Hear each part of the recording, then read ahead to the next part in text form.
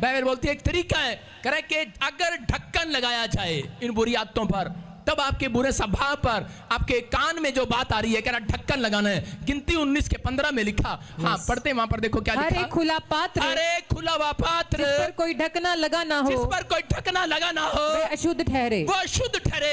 इसका मतलब अगर आपके कान पर ढक्कन नहीं है तो शैतान उसको शुद्ध कर सकता है। आपकी आंख पर ढक्कन नहीं है तो आपको शुद्ध कर सकता है। इसलिए कह के पवित्र आत्मा ने कह के बताया, कह के ढक्कन लगाना हो जिस चीज पर वो शुद्ध ठहरे।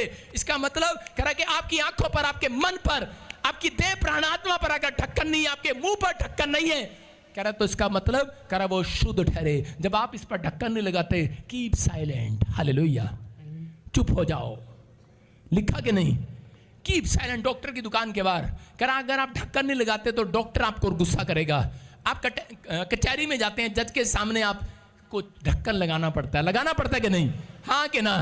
बोल सकते हैं वहां पर?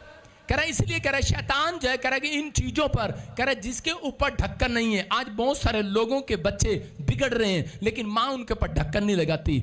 यहां पर बाइबल बोलती है कि पुराने नियम के अंदर कह रहे प्रायश्चित का ढक्कन लगाया जाता था। कह रहे कि उनके ऊपर कह रहे भेड़ बकरियां जो भेड़ें होती थी उनका लहू चढ़ाया जाता था, मेमने का लहू चढ़ाया जाता था। और मूसा को आदेश था, कह रहे कि फिर कहता ये लहू लगा दे जो अशुद्ध हो गया हो, और उसके बाद कह रहा जिसके ऊपर लहू लगा हुआ लगा, कह रहा उसके ऊपर ढक्कन लग गया, अब ये अशुद्ध नहीं ठहरेगा। हालेलुया। आपकी समझ में आया कि नहीं?